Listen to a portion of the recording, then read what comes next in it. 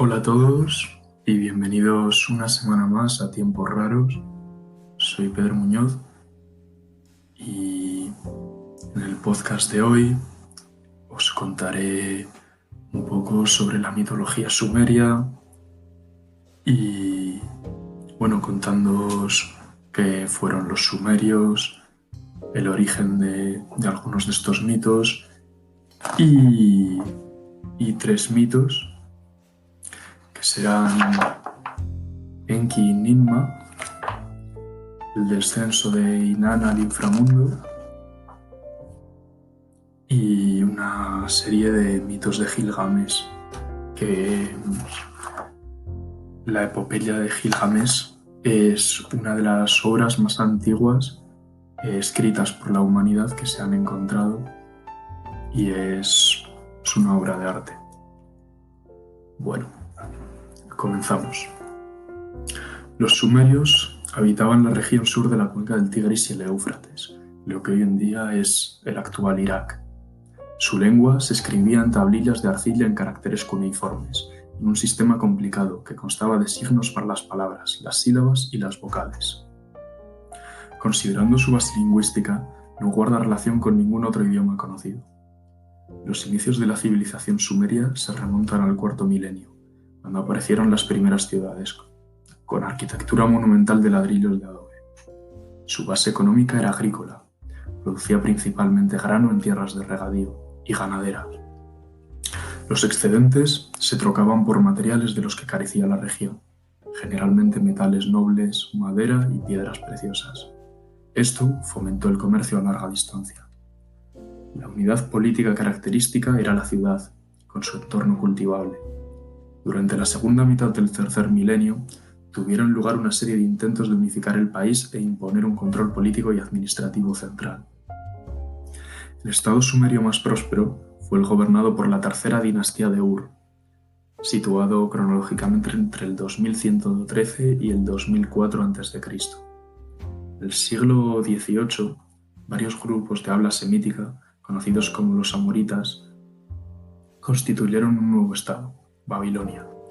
La lengua sumeria dejó de hablarse, aunque el sumerio escrito continuó usándose para fines religiosos durante más de 1000 años.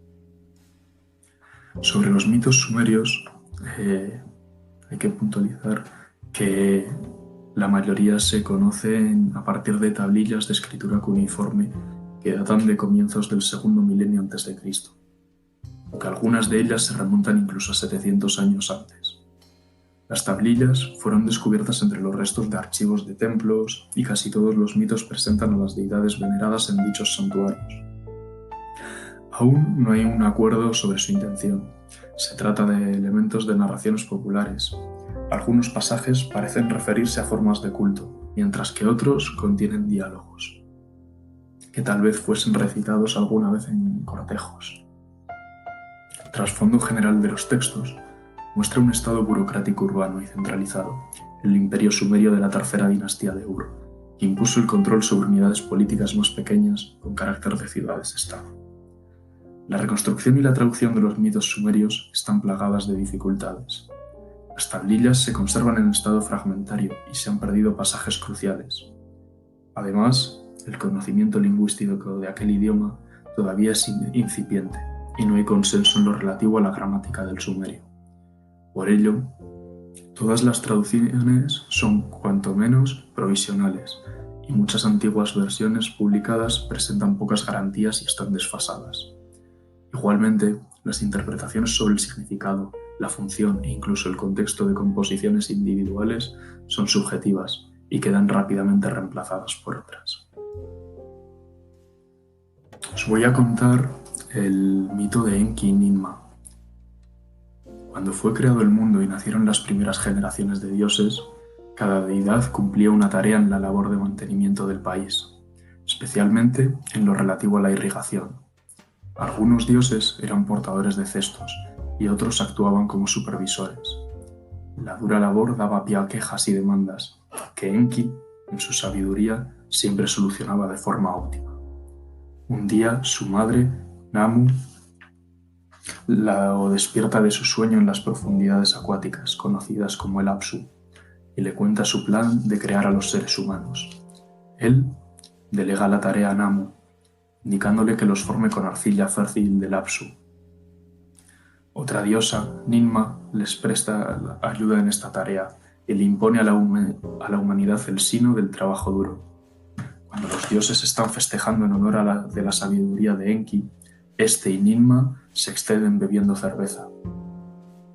Y se inicia una competición en la que un dios crea determinados seres y el otro tiene que encontrarles un destino apropiado o una función social concreta. Ninma formó 6 criaturas que presentaban algún defecto físico. 3 de ellas sufren malformaciones genitales, pero Enki los nombró sacerdotes u oficiales. Cuando le corresponde a Enki crear criaturas, el texto se vuelve casi ininteligible, pero un segundo ser resulta inviable, incapaz de mantenerse sentado, caminar o estar de pie por sí solo. Enfurecida, Ninma maldice a Enki y lo condena a permanecer para siempre en el Apsu. La desventurada criatura, que quizá deba entenderse como un niño pequeño, tiene que yacer en su regazo. Como vemos, muchos de los mitos sumerios, debido a su antigüedad y a la fragilidad de las tablillas cuneiformes y a todo lo que ha pasado este lugar geográfico, recordemos que ha sido cuna y muerte de imperios durante milenios, pues no conocemos completamente algunos de los mitos y podríamos decir que incluso la mayoría. Enki es el hijo del dios celeste An. Su madre es Namu, diosa del agua y de la creación. Vive en el Apsu, las profundidades acuáticas del interior de la tierra, fuente de toda fertilidad y vida orgánica.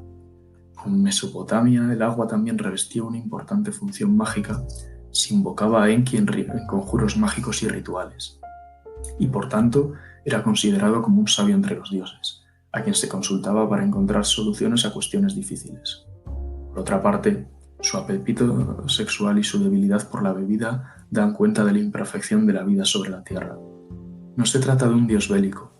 La mayoría de sus antagonistas son varias diosas, la más notable de las cuales es Inanna, que lo engaña para que ceda prerrogativas y poderes divinos. Ahora os voy a contar el mito de Inanna y su descenso al inframundo. Inanna, la reina del cielo y de la tierra, decide bajar al inframundo. Consciente del peligro que implica dicha empresa, incluso para una diosa tan poderosa como ella, prevé todas las posibles contingencias. No solo se coloca todas sus insignias reales y sus amuletos mágicos, sino que da instrucciones a su visir, Ninsigur, sobre cómo actuar en una situación crítica. A las puertas del inframundo, Inanna pide ser recibida para organizar el funeral de su cuñado. Cuando el vigilante de la puerta pone en conocimiento de su señora, Ereshkigal, hermana de Inanna y diosa del inframundo, esta petición, esta monta en cólera y dispone que cierren con llave las 7 puertas. Junto a cada una de estas puertas, Inanna tiene que despojarse de una de sus insignias reales. Desnuda e indefensa, comparece ante Ereshkigal, y sus intentos desesperados de apoderarse del trono quedan rápidamente frustrados. Los jueces del inframundo, reunidos en asamblea, la condenan a muerte, y su cuerpo colgará de un gancho sujeto a una pared. Cuando, pasado el tiempo convenido, Inanna no regresa, Ninsugur sigue al pie de la letra sus instrucciones. Empieza a hacer lamentaciones y apela a otros dioses para que lo ayuden a liberar a Inanna. Tanto Enlil como Nannar se niegan a ello, alegando que la ambición incontenible de Inanna la ha llevado a la situación en que se halla. Solo Enki está dispuesto a ayudar. De la mugre de sus uñas forma 2 seres. Sus nombres reflejan los de oficiantes de cultos o trasvestidos relacionados con los rituales de Inanna. Consiguen ser recibidos por Ereshkigal fingiendo sentir conmiseración por sus sufrimientos. Adulada por tales atenciones, Ereshkigal les ofrece una recompensa e, instruidos por Enki, piden el cuerpo de Inanna, que rocían con el agua de la vida que les dio Enki. No obstante, los jueces del inframundo exigen que ella aporte a alguien que la pueda suplir. Una hueste de demonios la acompaña en su camino de regreso. al tiempo que se detiene junto a cada puerta para ponerse de nuevo sus insignias. Al salir del inframundo, se encuentra con Ninsugur. Cuando los demonios intentan retenerla, Inanna se niega y no permite que estos se lleven a otros dioses de Uruk que habían guardado duelo por ella. Pero al ver a su esposo Dumuzi ataviado con robas suntuosas y sobre un espléndido trono, lo señala encolerizada y afirma que él es quien debe morir en su lugar, en castigo a su deslealtad. Al final, la hermana de Dumuzi, Festinana, comparte su sino, de manera que cada uno de ellos pasará medio año en el inframundo y el otro medio sobre la tierra.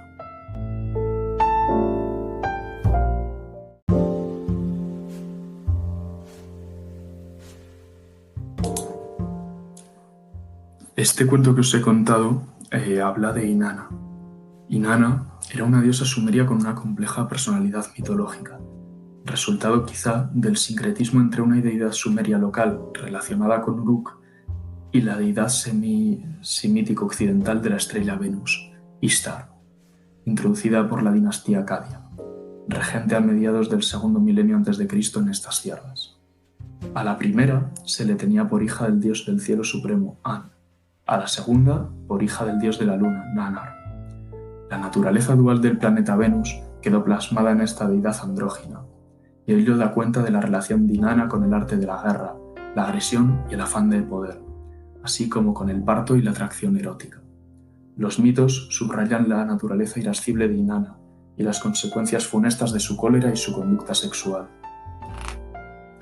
Como vemos, Inanna es como una diosa suprema de la humanidad en el fondo y de las características que nos hacen humanos.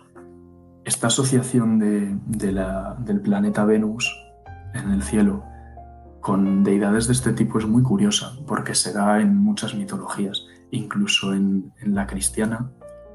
El planeta Venus tiene un nombre y es el lucero del alba que representa a Satanás, a Lucifer, que asimismo también es el pecador por excelencia, el que va a la guerra, el que comete el pecado original de rebelarse contra Dios, el que tenta a los humanos con el pecado sexual. Me parece algo muy curioso que se dé en tantas culturas y mitologías esta relación del planeta Venus con diferentes deidades tentadoras, podríamos llamarlo, o incluso, en cierta manera, humanas o civilizadoras. Los siguientes mitos que os voy a contar son de Gilgamesh. Gilgamesh y el país de los vivos.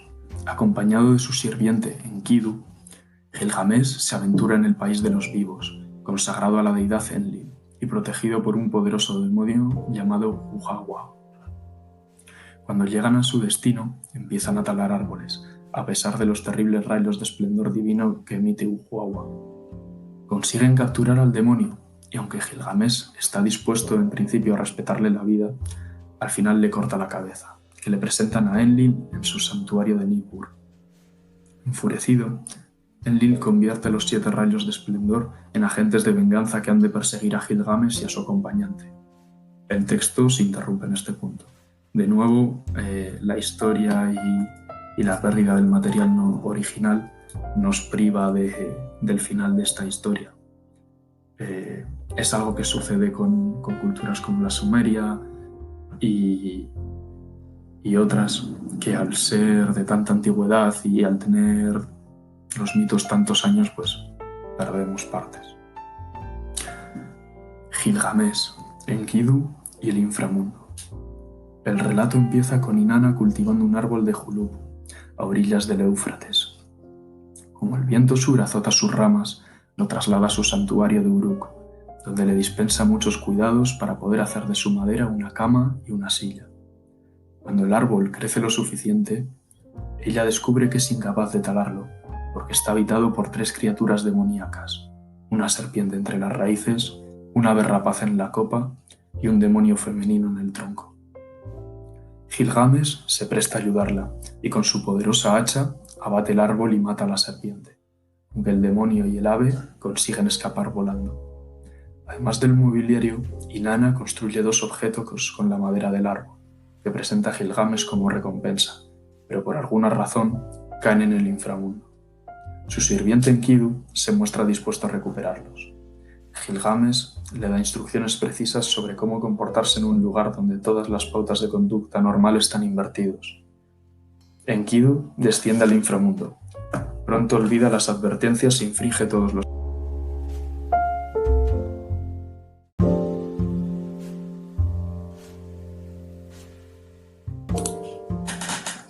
tabúes. Valiéndose de la mediación de la deidad Enki, Gilgamesh convoca al espíritu de Enkidu a través de un edificio en la tierra. Le explica las condiciones del país de los difuntos, donde alguien con 3 hijos tiene agua para beber, otro con 7 hijos se encuentra cerca de los dioses, pero aquellos cuyos cuerpos no han recibido sepultura están destinados a errar eternamente sin reposo. La mitología sumeria, desde nuestra perspectiva, resulta un poco críptica. Esto es en gran parte a posibles errores en la traducción, a pérdidas de fragmentos, pero también debemos tener en cuenta que la mentalidad de los seres humanos de hace casi 5.000 años no es la misma que la que tenemos ahora, y que cosas que para ellos les resultaban evidentes, como ciertas pautas de comportamiento u otras cosas, a nosotros nos resultan totalmente ajenas y parecen sacadas de otro planeta. Es complicado realizar un ejercicio de empatía que nos permita acercarnos realmente a otras épocas, y sobre todo a épocas tan alejadas como son el inicio prácticamente de la civilización. En varios de estos mitos que os he leído se menciona a Enlil y a Ninurta. Os voy a contar un poco de ellos. Enlil es el hijo del dios supremo, An, y es el líder supremo y es el líder de los dioses y otorga la realeza. Reviste características del dios atmosférico, cuyas lluvias aseguran buenas cosechas, aunque ese temperamento impredecible lo lleva a lanzar plagas y diluvios sobre una tierra difícil. Siendo en un origen una deidad agrícola y de la lluvia, Ninurta se convirtió en un dios joven, relacionado con las violentas tormentas y con el valor marcial. En un texto mitológico, conocido como Dios espléndido de la tormenta, Ninurta vence a un demonio y a continuación construye un gigantesco dique de piedra para impedir que las aguas del Tigris fluyan en dirección al este, en el extremo de los territorios de su enemigo muerto.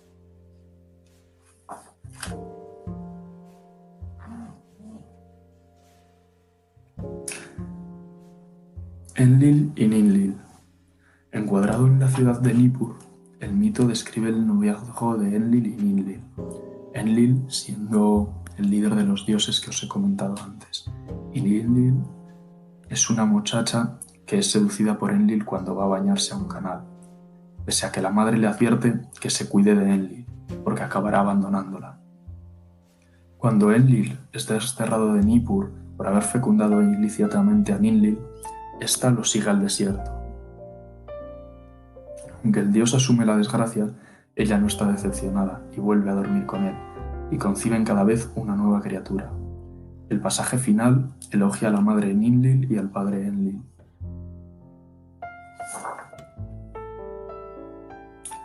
El podcast de esta semana es algo más corto. Todavía estoy viendo qué longitud debería tener los episodios, pero algunos me habéis dicho que el de la semana pasada de 30 minutos era un poco demasiado largo. Así que bueno, voy a probar con este tiempo y a esperar vuestras opiniones. Y lo dejamos por aquí hoy. Espero que lo hayáis disfrutado. Y recordad que me tenéis en Instagram con el nombre tiemposraros _. Así que sin más, muy buenas noches y nos vemos la semana que viene.